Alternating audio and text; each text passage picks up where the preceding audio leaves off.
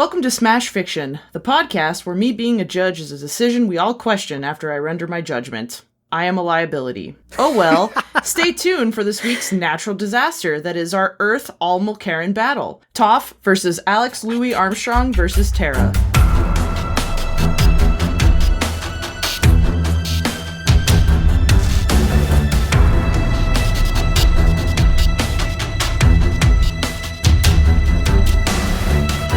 Set the portals to maximum power. How many, you asked? 3, you idiot! We discussed this yesterday. Be careful, though. They are terrakinetics. Set the portals to the correct strength. Yes, good. Bzzz. Lord Deathwing, the portals have opened. Where would you like us to send them? To the arena. Initiate the portal cooldown now. That was the patron name. I don't know if that counts. That doesn't count, Liz. What the fuck am I gonna say? Lady Cool Down Now enters the arena? I didn't know what to do. I actually think it's pretty clever. In the desolate, post-shattering world of Azeroth lies Deathwing, the evil and cataclysmic dragon that has literally torn Azeroth apart with fear and utter destruction. After much conquering and general assholery, Deathwing has decided to put on a show for his minions to boost their morale in preparation for his next sinister invasion. An admirer of so-called terrakinetics from afar, being one himself, he has picked 3 special beings to participate. To be clear, he definitely did not get their consent. And here they arrive in the arena, with Deathwing on his throne, giving a pleasant introductory speech to his visitors, as he does to everyone. Hello, my fellow Earth mages, and welcome to my lair. It is I, Deathwing. Who the hell is Deathwing?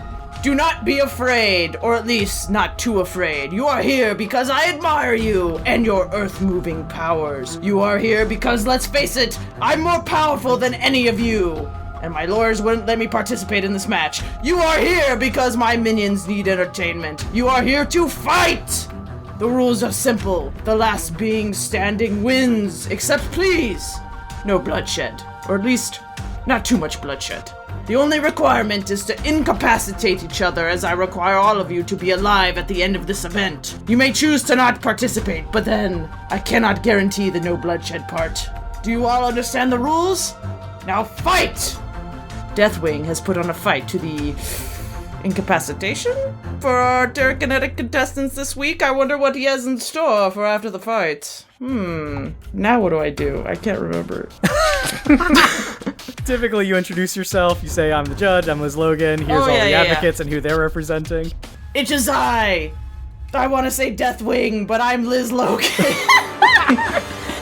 And I am your space dragon judge. Representing Toph, like Toffee, is Claire Mulcairn. My name's Claire, because it sounds like swear, and that's just what I do.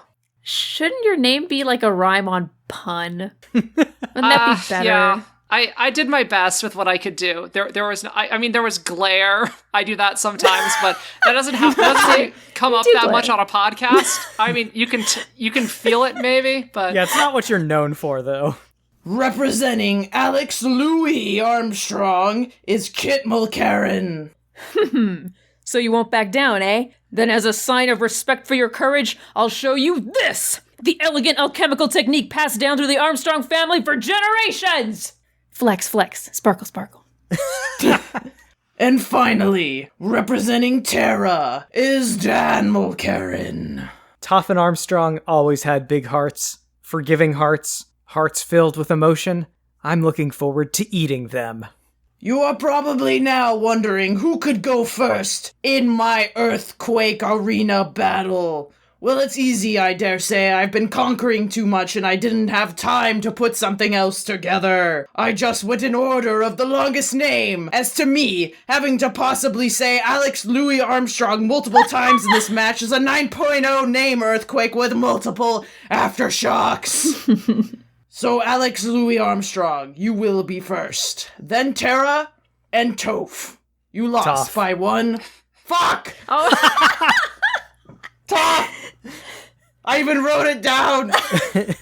Even the most powerful make mistakes. And finally, Toph. You lost by 1 letter! Dragon Roar! Kit, get this nonsense over with.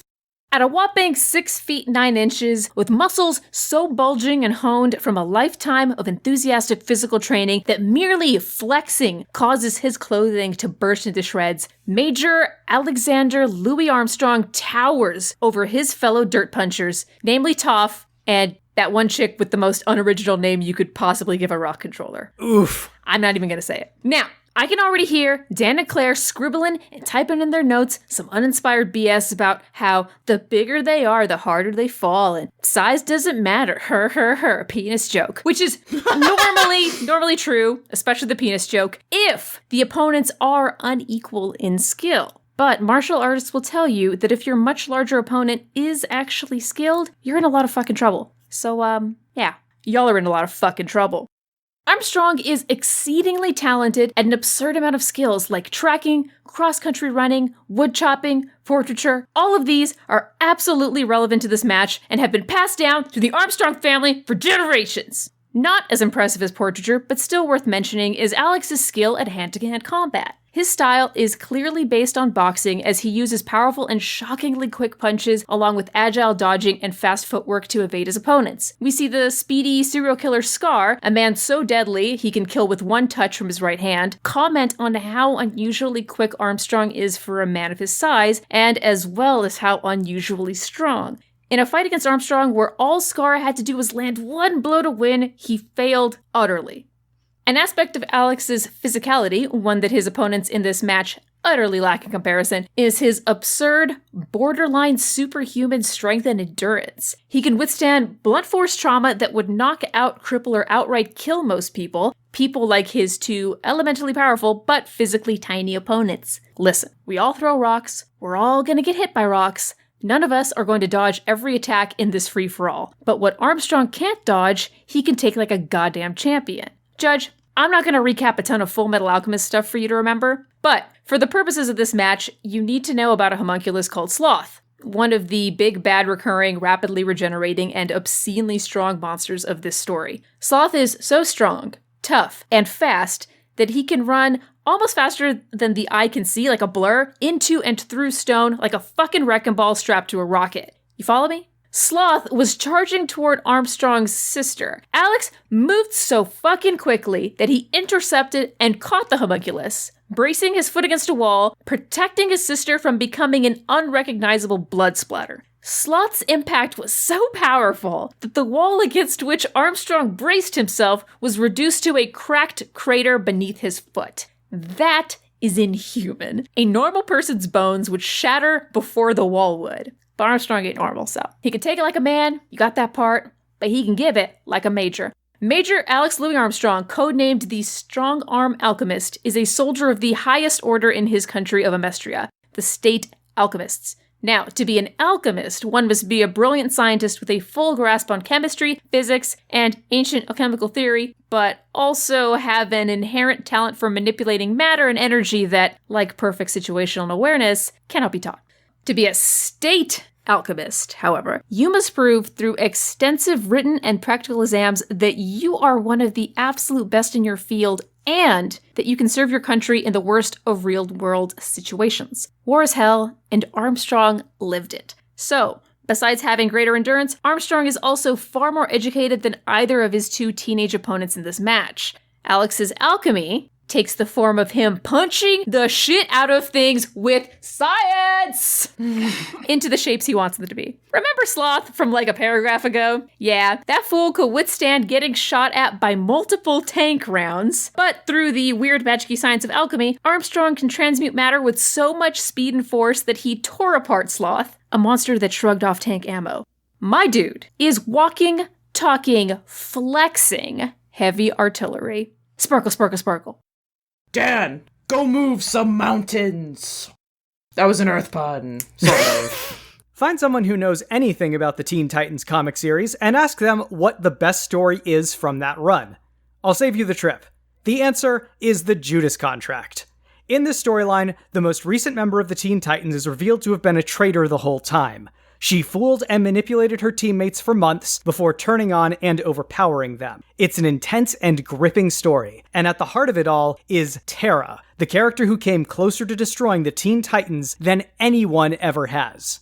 I feel like the conventional wisdom in this match would be to say that, of the three, Toph probably has the most raw power. That is pointedly, definitively untrue. When we first meet Terra in the pages of New Teen Titans, she's been sent to destroy the Statue of Liberty. She's able to bring up a wall of earth fast enough to block a barrage of bullets, then transform that wall into a giant stone golem which attacks her enemies. It's revealed in New Teen Titans 36 that she's capable of moving at least 10 tons of earth at once without any visible strain. She's from the DC universe. Of course she's going to be the most powerful one here. Similarly wrong conventional wisdom might also tell you that Armstrong has the most battlefield skill and experience of the three. But guess what? That wrong conventional wisdom is wrong. Terra goes up against Deathstroke in New Teen Titans 39 in a showcase of power, creativity, and versatility. She throws boulders at Deathstroke and causes them to explode right before they hit him, so the shrapnel is harder to dodge. She creates fissures in the earth, tentacles of rock, avalanches, and barrages of boulders that home in on Deathstroke like missiles. These attacks come immediately, one after the other, never giving Deathstroke a chance to rest or counterattack. Hell, he goes the whole fight without even figuring out where she is. Her raw power alone makes her easily the strongest member of the Teen Titans, but her strategy and ability to keep up the pressure without letting her opponents recover or anticipate her next attacks make her absolutely deadly. But not only is she stronger and more skilled than either of these two, she's also more versatile. In Tales of the Teen Titans Annual 3, Terra takes on all of the Teen Titans at once. She opens up fissures in the earth, transforms the ground into quicksand, and coats multiple foes in mud, which she then turns into rock, encasing them in stony prisons that immediately begin crushing their occupants. Unlike either of her opponents, she can summon and manipulate magma, basically creating miniature volcanoes at a moment's notice. In one particularly impressive display, she once summoned a river of lava from 900 miles away in order to catch an opponent off guard. In New Teen Titans 28, she's also able to manipulate wood, as she causes a tree to twist itself into a noose to snare Changeling. In Outsiders Volume 4, number 24, she's even able to tear open a metal hallway with her powers. It's not 100% clear if she was controlling the metal directly or used her powers to manipulate the ground it was on, but either way, dealing with metal is no problem for her. And of course, Terra is the only character here who can use her terrakinesis to fly. Doing so appears to require very little of her concentration, as she's still able to maneuver around quickly and precisely while performing other acts of combat terrakinesis. Between this and her ability to burrow at high speeds through the ground, Terra is easily the most mobile character in this match and will be dominating her opponents as a result. In many ways, Terra is kind of the ideal character to take on Toph and Armstrong. Toph may be tough, but she's far from ruthless.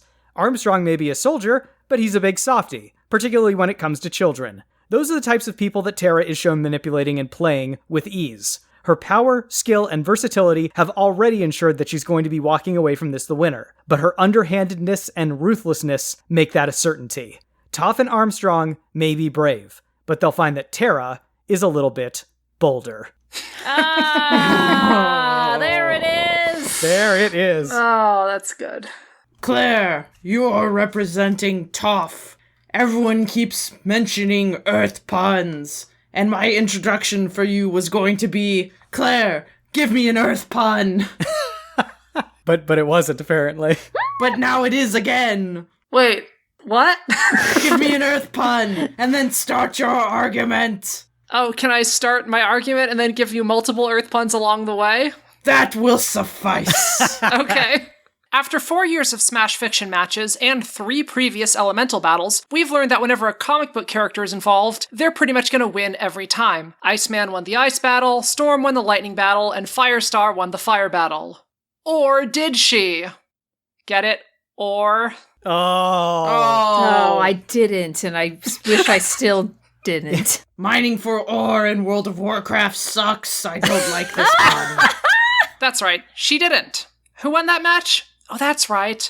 Prince Zuko. In that match, a bender defeated a comic book character, a character from Fullmetal Alchemist, and a planeswalker. Which was a wrong decision. Miles brought up the point that it's arguable that Zuko isn't the best firebender in his nation or even in his own family. I think it's somewhat of a gray area, but when it comes to the blind bandit, there is no gray area. Toph Beifong is the greatest earthbender in history, and as good as Zuko is, Toph could grind a chump like Zuko down into pebbles. As I mentioned during the fire battle, and as Dan mentioned all the way back during Gandalf versus Dumbledore, if you are one of the very few people in your setting with a given superpower, then no one can tell whether or not you suck at it, and let's face it, you probably do suck at it. But if you grew up in a world where that superpower is commonplace, and you are the best in that world, then it's crystal clear that you can kick the asses of all small-town wannabes from across the multiverse that want to come after your championship belt. And speaking of defending championship belts, remember that one time where 7 pro earthbending gladiators that Toph previously defeated teamed up against her, throwing a storm of giant boulders at her, some summoning fissures and quakes, some trying to ambush her by burrowing through the ground and appearing behind her, and she beat all 7 at once? Or that time she defeated a room full of Dai Li agents, the elite earthbending spies of Ba Sing Se? Or when she stormed the palace of Ba Sing Se and defeated dozens, if not hundreds, of earthbending guards along the way? I'm not trying to put any basalt in the wound,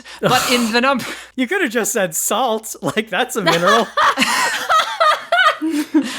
but basalt is funnier. Is it? No, she's right. But the number of earth-wielding warriors that Toph has defeated is far greater than the population of terrakinetics in both of your 2 settings combined. Pretty much all of Toph's battles are so one-sided, the writer started inventing giant contrivances to keep her busy so that her teammates could be cool sometimes too. Like the time when Team Avatar goes down into a massive library dungeon buried in the desert, except Toph, and then when the entire structure starts filling with sand and sinking deeper into the earth, Toph uses her earthbending to hold it up until everyone can get out. This being a vast underground complex at least the size of a shopping mall, if not bigger. We don't have time to enumerate all the creative ways that Toph has used earthbending over the years, but let's run down the slate. She can make fissures, levitate and hurl enormous boulders, reshape the landscape at will, create rock hands to give herself superhuman strength, or rock armor to make herself nigh invulnerable, summon stone statues to attack her opponents remotely, leap superhumanly high, make a rock bunker if she needs to hide or recover, transform the ground beneath someone into quicksand, bind her foes in earthen shackles, and gain superhuman speed by transforming the ground into a wave and then surfing on it. Also, if someone is standing on the ground, Toph can just slide them around like a piece on a chessboard. Slide them towards her, away from her, slam them into a wall. Even Azula has fallen for this move. But Toph will always have a special place in the history books of earthbending because she invented metal bending. Since the dawn of recorded history, it was a well-known fact that benders couldn't bend metal, but when Toph was trapped in a metal box and no one was around and her captors started taunting her, she dug deep down within herself, reached out with her senses, and bent the metal box open. She gave herself a new superpower out of spite. Additionally, this illustrates Toph's resourcefulness and her potential for growth. If for some reason one of these otherworldly earthbenders busts out a new move that her normal techniques can't handle, you can bet that she shall invent some new ones. But as nice as Toph's offense is, her defense is really nice. Oh, gosh. I don't get that one. I don't want to. No, you don't. Keep moving. Toph is a master of neutral jing, a combat technique that is all about waiting and observation. When enemy earthbenders throw rocks at her, sometimes she doesn't even bother creating a rock barrier. Oftentimes, she will break an incoming boulder by headbutting it. Her defenses are so good that if she has a proper stance and focus, earth-based attacks cannot hurt her, and Toph always has a proper stance and focus. But the real key to what makes Toph so damn good at combat is her seismic sense. Toph was born blind, but she learned a unique earthbending technique that allows her to sense vibrations in the ground with such an enormous range and degree of nuance that she can have within her mind a perfect real-time map of the battlefield at all times and know the precise positions of everything and everyone in it, even things behind her, down to each individual leaf or ant. She can determine her opponent's mood, energy level, and whether or not they are lying based on reading the vibrations of their body. A second before you do anything, your body tells the story of your intentions, and Toph has gotten so good at reading body language that she effectively has a form of spider sense. The show seriously goes into slow motion whenever Toph uses this ability as a way of showing just how absurd her reflexes are. I can't count the number of times that she has been the first one in the group to detect danger or react to an ambush and save all her companions' lives. Y'all are not going to be able to pull any tricky shit on this girl, and whenever the right moment comes and your defenses drop, she will strike you down with a definitive blow. Toph's competitors in this match might be able to tell the Earth what to do, but Toph is the only person in this match with a two-way relationship with dirt, if you don't mind me getting a little sentimental. I do mind. Ugh. I mind greatly. I mind so much. She doesn't just tell the Earth what to do. The Earth tells her what is happening all around her and what is going to happen next and what she needs to do to win. Can you take her victory for granted? Why? Of course you can. Am I on Shipwrecked right now? Did someone trick me to get on Shipwrecked with You Armstrong? have to tell us if we're on Shipwrecked, otherwise it's entrapment.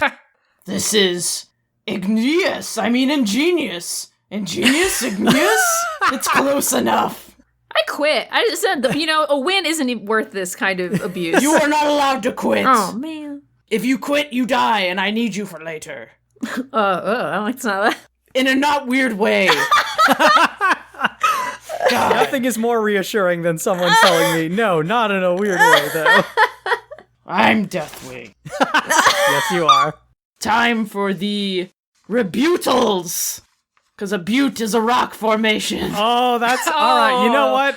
That one's good. I mean, you had to explain it, so, it's not great, but it was good. I'm Deathwing. So now, my voice is beginning to hurt. Armstrong. Everyone... there's a pun in here. Oh, no, there isn't. No. Cover him under a pile of rocks. That's not a pun. It's literal.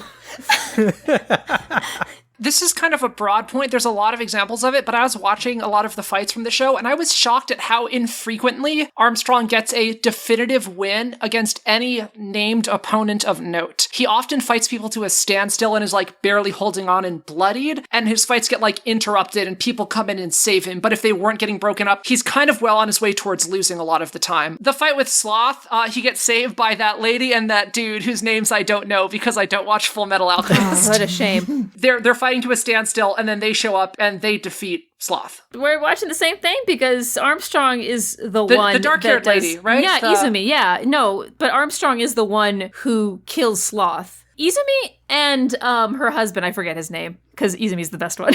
All they do is sort of swing him, which is easily a thing that Armstrong could have done on his own. I've read that so many times in the manga, I've watched that so many times. I do not see why they needed to be in that scene other than the author needed those characters to appear. Armstrong is the one that kills Sloth with his it's not really terrakinesis, but his alchemy that jabs right through Sloth, which once again is a being who could resist tank shells. Regardless, that was my read on that fight, that they had to come along and save him. Another one that I think is a lot less ambiguous too is his fight with Scar. He also gets saved by outside assistance when the cops show up and start shooting at Scar, and he actually says it was all I could do to keep myself from being killed afterwards. Yes, Scar is really, really fast and impressive, and I think that just shows how incredibly quick Armstrong is, especially for a man his size. Armstrong's whole nervous breakdown that he suffered in the Ishvalan War stemmed from him receiving an order to kill a child. And in this fight, he's fighting two children. He doesn't need to kill either Terra or Toph, but I don't think he's going to be cutting loose in the same way that he did against Sloth or against Scar. In the manga, ultimately, he does refuse to continue doing what he has been doing, which is aiding the military in a genocide. So it wasn't that one moment was what did it. He has been participating in the killing of innocent people for the whole war, and he finally snapped. So it's not the child thing. Plus, he won't be killing children in this. He knows it's to incapacitation. One thing I want to say, to quote you, we're all going to get hit by rocks, is the thing that you have said. Yeah, we are. You are a very strong, muscly man, so I'm not saying you're going to get one-shotted the first time a boulder cracks you in the face, but Toph's earthbending stance just lets her, like I said, just headbutt rocks, and they just break apart, and she just uses her earthbending as defense, and incoming rocks don't hurt her. That sort of trauma is going to hurt you, and we do see, you can be very buff. You're still made of meat, and, you can get worn down. In a lot of the fights that I was watching, Armstrong does still get bloodied and beaten up and tired, and he does. You will have a lot of good endurance, but you are still just human and can be defeated in a way that you don't have, a superhuman defense against earth attacks. Well, okay, so Armstrong does get all bloody in the fight against Sloth, If he was a normal person, he would have gotten killed like 10 times over at least. So thankfully, Armstrong is really perceptive in fights, and it's not going to take him long to realize that hitting Toph, or Terra probably for that matter, is not going to work with rocks. Thank God that he is just a really good fucking boxer, and just hitting you with his fist or elbow or grappling you and making you pass out is going to work just fine. I've heard enough. Time to move on. Terra, your name means earth. Oh, God.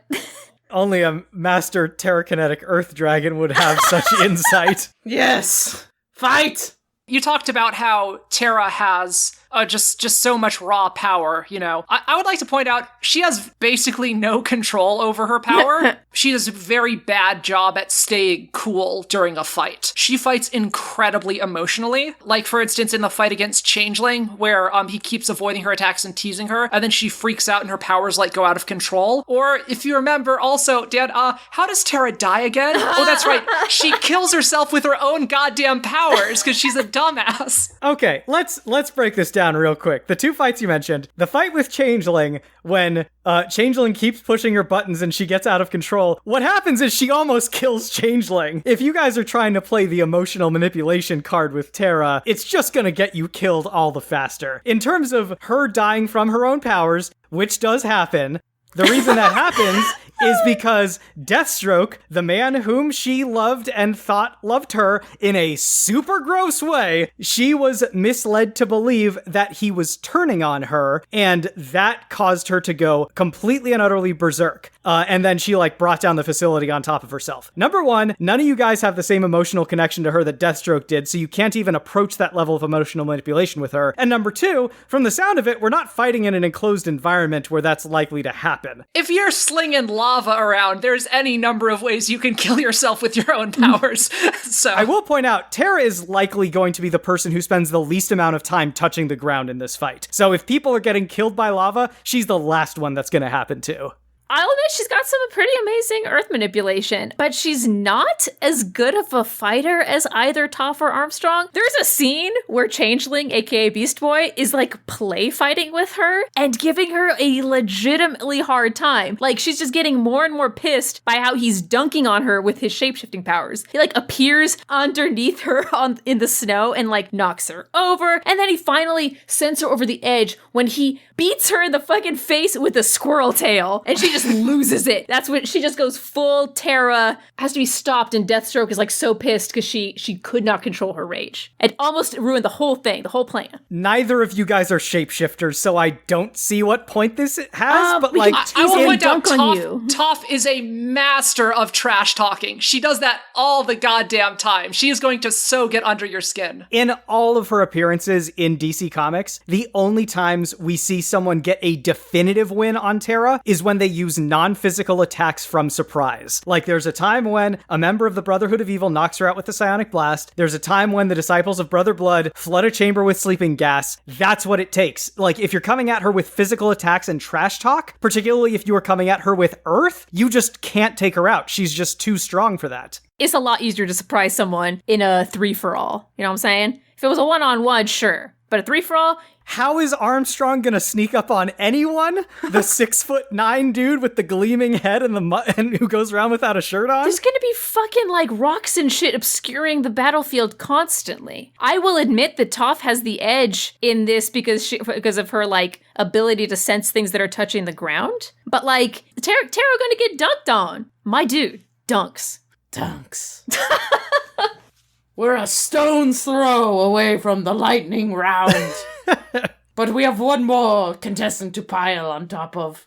Claire, otherwise known as Toph, like Toffee. It's your turn to be... You got this. pooped on. Oh, taken out of the 5-yard line. Very sad. Hate to see that happen. So, Claire, you've been talking a lot about how Toph really never loses fights against other earthbenders in her setting. Honestly, like, one reason why is because they're earthbenders. Like, you know, her seismic sense lets her sense their movements, so she knows, like, what they're going to do in terms of the physical movements that they make. But, like, neither Armstrong nor Terra move like earthbenders, because they manipulate rock using completely different techniques. And in the case of Terra, she doesn't even touch the ground. So Toph's reflexes are going to be so much slower against these people that use completely different techniques than the one she's used to. I feel like she's gotten into such a rut getting used to people fighting in this one way that fighting two people who use earth in a different way is going to throw her completely off. She fights a lot of things that aren't earthbenders as well. I was bringing it up because it was the closest thing, but there's a lot of other things you can talk to. One, if you want to talk about strange earthbending techniques that are things unlike she's ever encountered before, the Dai Li who attack using floating stone hands, which are not on the ground, so she theoretically won't be able to see them coming through the air. She defeats a room full of Dai Li the first time she fights them. And then if you want to talk about other stuff like stuff in the air, at the end of Avatar: The Last Airbender, she takes down a fleet of airships by herself. Well, not by herself, but she does all the work. Like, Sokka's there, but who cares? Like, she does like an earth leap to go up in the air and land on the airship, and then she uses metal bending to bend the rudder out of shape so it crashes into the other ones. And like, so if you're floating on a little rock in the air, she can like leap up to it, or just like, it's not something she does as much, but remote bending is a thing. She might be able to like earth bend, pull your rock down to the ground, so. There's a scene, I think in that same, series of scenes, where she needs to get her and her friends through a metal door, and she's like,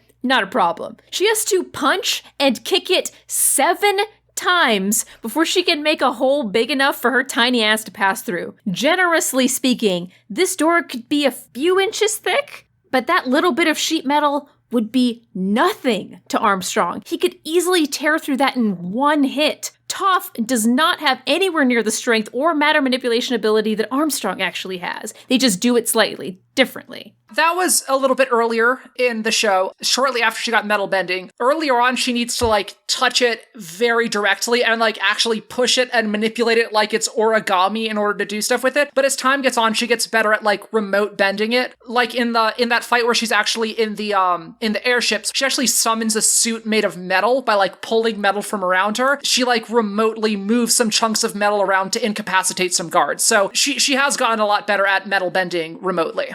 There are a couple of ways in which Toph's seismic sense can be either disrupted or canceled. One way is if she is standing on sand. She's not able to see as clearly through sand or other, presumably particulate versions of Earth. The second way is if she gets her feet burned. And Terra can turn solid Earth into quicksand. We see her do that when she fights the Teen Titans. She can also summon lava directly under people, which she does all the time. 2 of her go-to moves have a very strong potential of blinding Toph for the rest of the fight. If you want to do any of that stuff, you have to bring up lava, you have to bring that up from miles below the earth. And if you want to turn the ground into sand, all of these things, Toph can sense them happening. She could sense the lava coming up from below her. So you're not going to be able to catch her off guard with that kind of thing. She's going to be able to get out of the way. And then the other thing is, even if the ground is sand beneath her feet, she has shown that she has gotten better at sand bending. Towards the end, she stomps the ground and transforms a pile of sand into a perfect replica of the city of Ba Sing Se completely to scale. So that's pretty good sand manipulation. She's shown that if she's standing on sand now, she can actually harden it back into solid ground that she can sense. And if her feet are ever burnt or disabled, she can use other cues like just hearing things to throw rocks around, or she can touch her hand to the ground to sense. When her feet get burnt, she actually compensates by touching a hand to the ground, and her hands are actually more sensitive to her feet. When she needs a sense boost, she does that. She does get hit in the head by a belt, because she can't sense things that aren't rocks. You are correct. At one point, when Sokka is riding Appa and he throws the championship belt at her head, she does not sense that coming. So if people throw things at her that are not Earth, she will not be able to sense them coming. Like punches? Like punches. Fleshy hand punches? You're gonna be standing on the ground. She can sense you coming a mile away. This is enough! You can cartwheel in the air. It's been passed down through the Armstrong family for generations. Sweet-ass cartwheels. You didn't... The rocks have been thrown. The boulders have been rolled. The earthquakes have quaked. Now I summon from the sky above my lightning round. That seems outside of your purview, sir. Silence!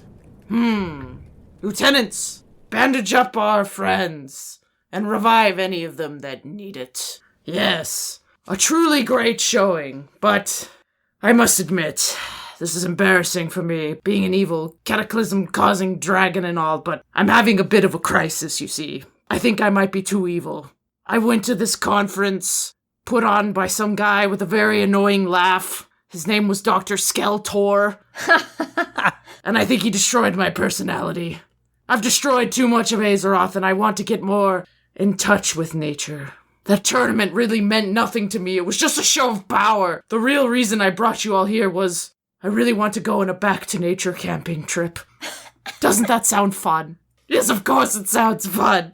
Pick up some gear you think will be useful, and we'll hit the trail like a couple of buddies. I'd like each of you to teach me to be less evil through the power of nature. So, Earth lovers, Deathwing needs a tree-hugging teacher desperately, as he is a destructive burninator. You need to teach him about natural appreciation and cool down his very dark, burning soul? I don't know. So please, tell me what your lessons to Deathwing will be, and whether or not your camping trip is a success. And something or someone is eating all the food, so you need to figure that out too. That's your side quest. Toph, you will take me on your natural loving trip first. Toph and Deathwing are going to go out into the wilderness. Toph is going to take Deathwing to one of her favorite spots, which is rather than going up somewhere that's like, got scenic views or cliffs or stuff like that, because she's not really into that sort of thing for obvious reasons. She's actually going to take him down into a cave. Toph is going to open up a tunnel down into a cavern, and after they go down, they're going to see it's full of all these like nice glowing crystal formations and stuff like that. That create a nice atmosphere. If you've never been in a cave before, if you go down deep enough, like you can find places that are completely dark and completely silent, and you don't even really realize that you've not experienced that before until you're in it, that you've not ever experienced like actual silence. And so the reason that Toph is bringing him down here is because she thinks that it's a good chance, because he is of the earth, he has earth elemental powers to, if he wants to be good, and he can take some time to commune with the earth and like meditate, get in touch with his feelings, that kind of thing. I'm scared of the dark. All right, you can have a little nightlight in here since it's scary. But and you know what? Now we have a little fire.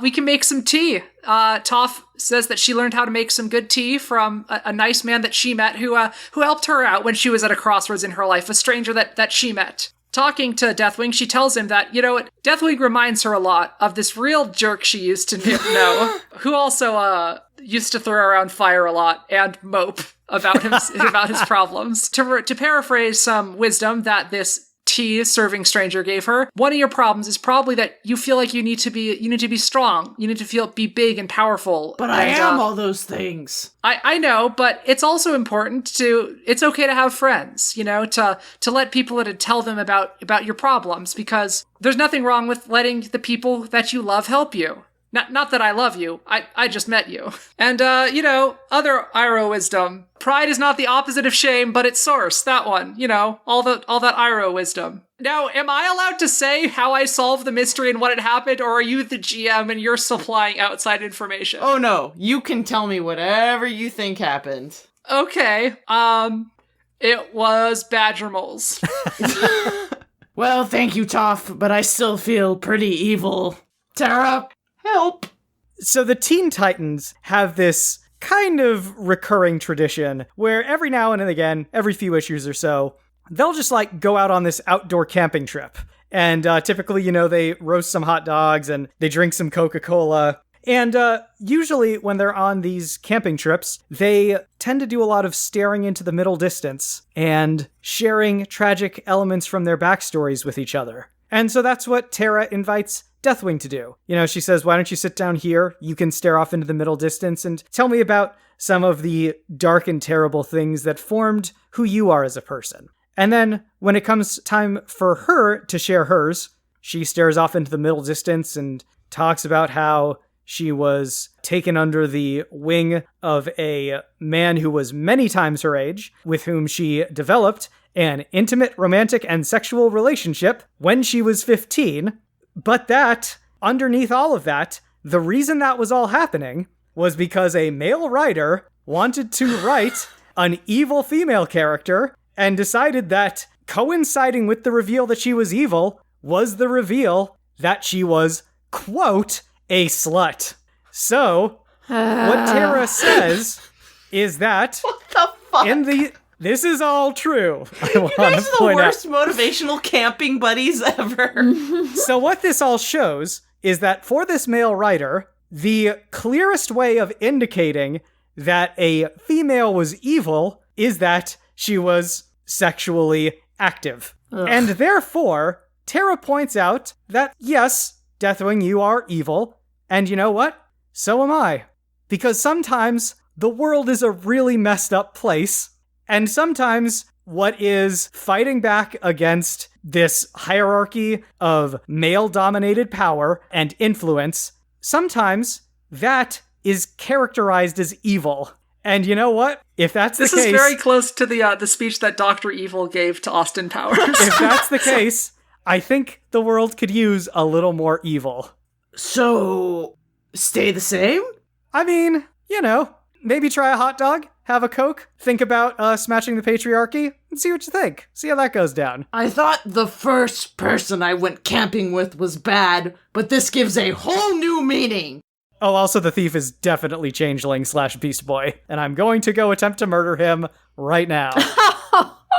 Spoiler alert, the thief was Toph. She framed the badger moles for it.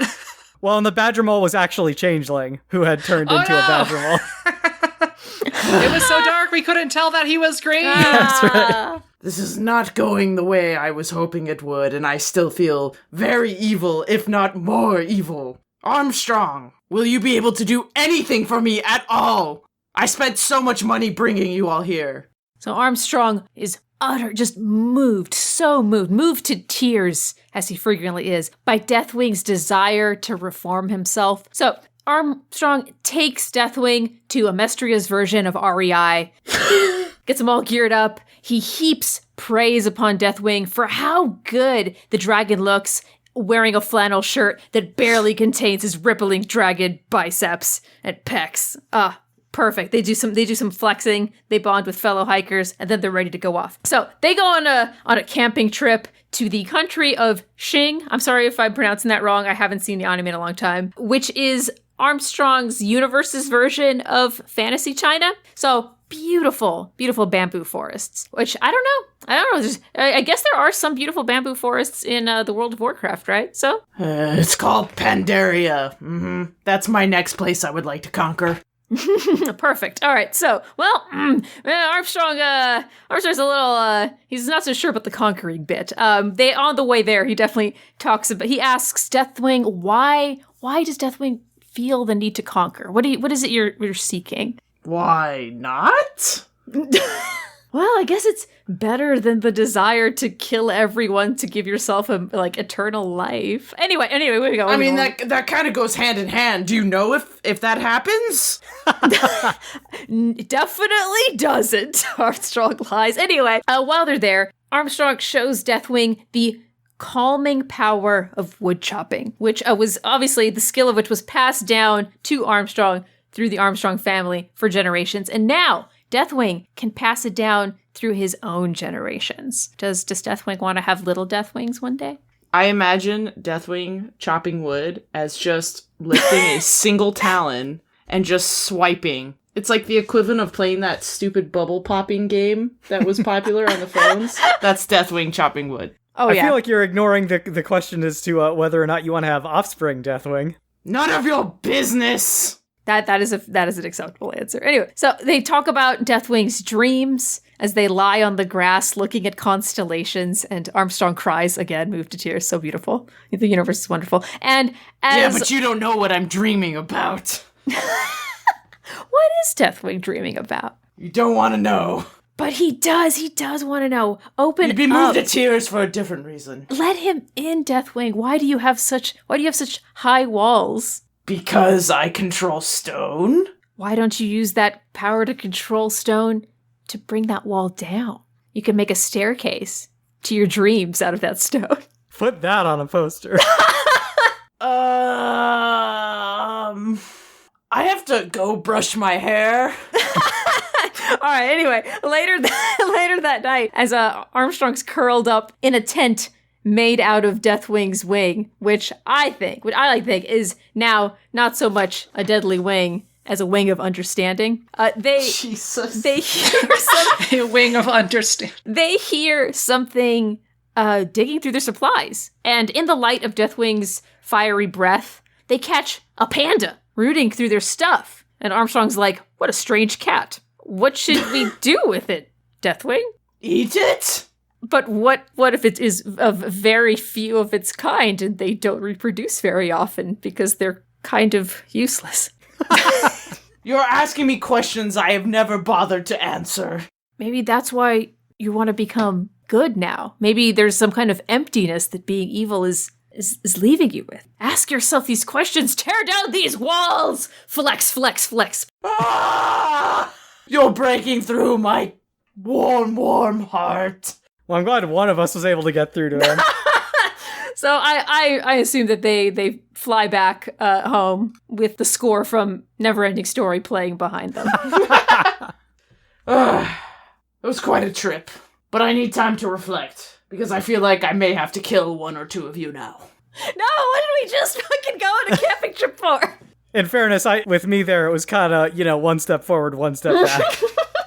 I'll be back with my decision. I have to compliment you guys. I think that was maybe like one of the strongest rounds of rebuttals I've ever seen, certainly in a while. Yeah. I had more. I know. Yeah. Believe me, so did I. Man, I was surprised Gaara didn't make it into this match with how popular Naruto is, but I'm glad Armstrong is. Whoa, way better anime. Yes, to clarify, this match was put together because we sent out a poll of Earth characters out to our patrons. We had 8 characters on there, and we took their top 3 votes as the competitors in this particular match. Gaara, I think, came in 5th or thereabouts. Who was 4th? Sandman from Marvel. Right. Yeah. Wow. There was no love for Kwame. That made me very sad. I love Kwame man. so much. I think a little bit too old of a cartoon, probably. It's a bummer. I would have repped that guy from day to night. Of course. Yeah. But yeah, this match could have ended up being a number of different things, and this is what it was. 2 little girls and a big mustache dude.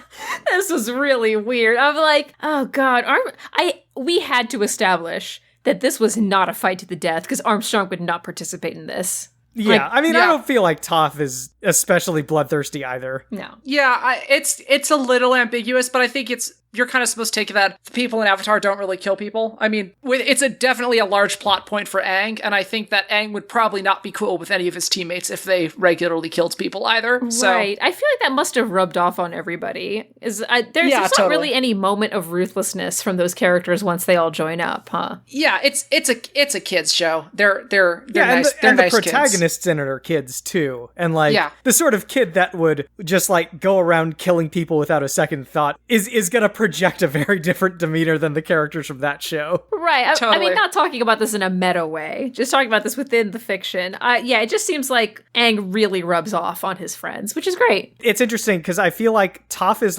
easily in the top 3 Avatar characters, and Armstrong, in my opinion, is either first or second best character from Fullmetal Alchemist. And then Terra is maybe the 9th or 10th best Teen Titan. I kind of felt about Terra the way I felt about Firestar. Who is this? I was also just not a big fan of her storyline when I read it. Oh, sure. Yeah. Oofa doofa. You were I want to waste a rebuttal point. You're the greatest Teen Titans story ever. I'm is it? In my opinion, it is. I mean, it's the one that's the most emotional. It's the most suspenseful. It's about the Titans discovering that one of their own is an enemy. I didn't say it was great. I'm okay with the idea of it. It was just, when I read it was very just shock value-y for me in a lot of ways. It was very whoopah, you didn't see that coming, plot twist, it's dark and weird, and I don't know, it was kind of cheap, I thought at times.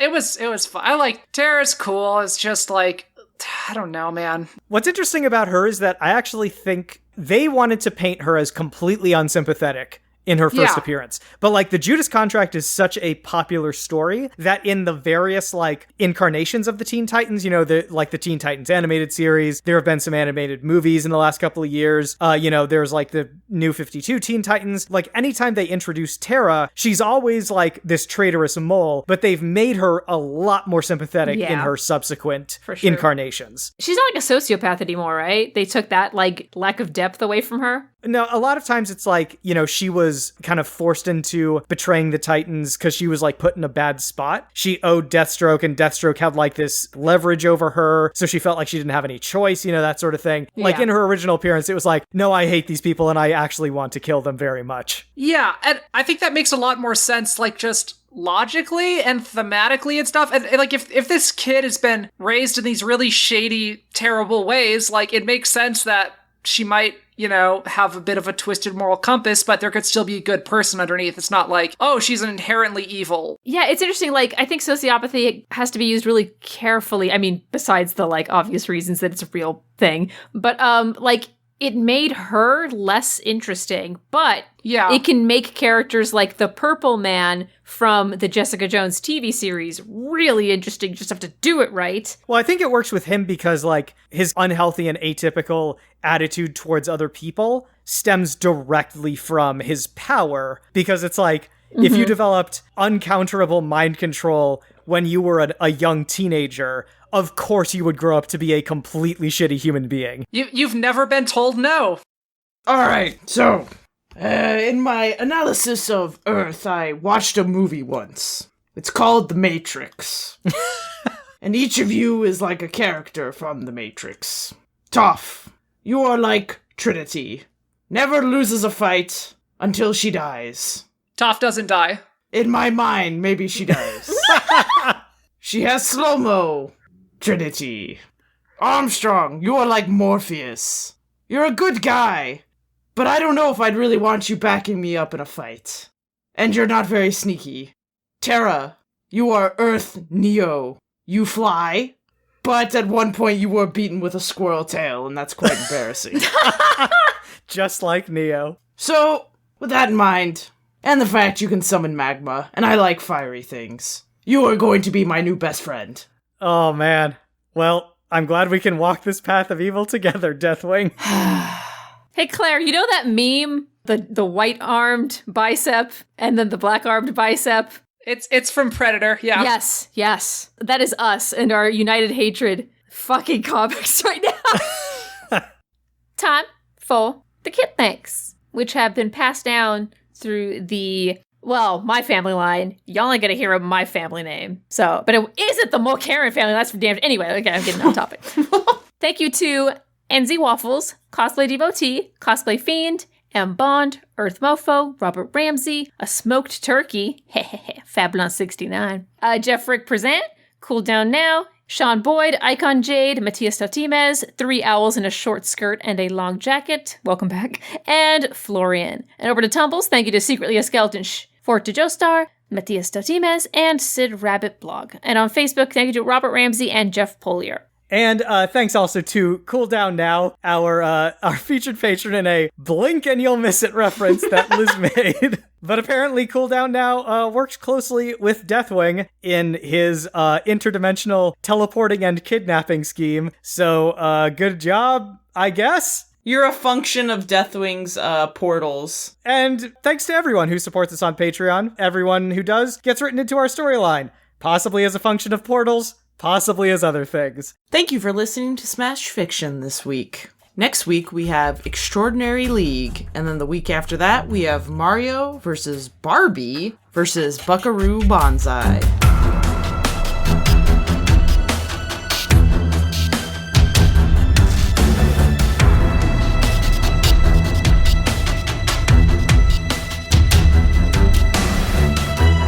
Smash Fiction is produced by Dan Mulcairn, with logo design by Claire Mulcairn. Special thanks to Kevin MacLeod of the Clan MacLeod at Incompetech.com for our theme song, Hitman. You can find us on Twitter at SmashFic Podcast and search for the Smash Fiction Podcast on Facebook, Tumblr, and YouTube. Subscribe on Apple Podcasts or your podcatcher of choice, and if you leave us a good review, we shall become more powerful than you can possibly imagine. Smash Fiction is made possible thanks to our supporters on Patreon at patreon.com/smashfictionpodcast. Please consider donating as little as $1 each month. It helps us keep the show going, and we have great rewards and extra content for those who help us out. If you have any suggestions, feedback, or other contributions, send them to us at smashfictionpodcast@gmail.com and help us continue the fight.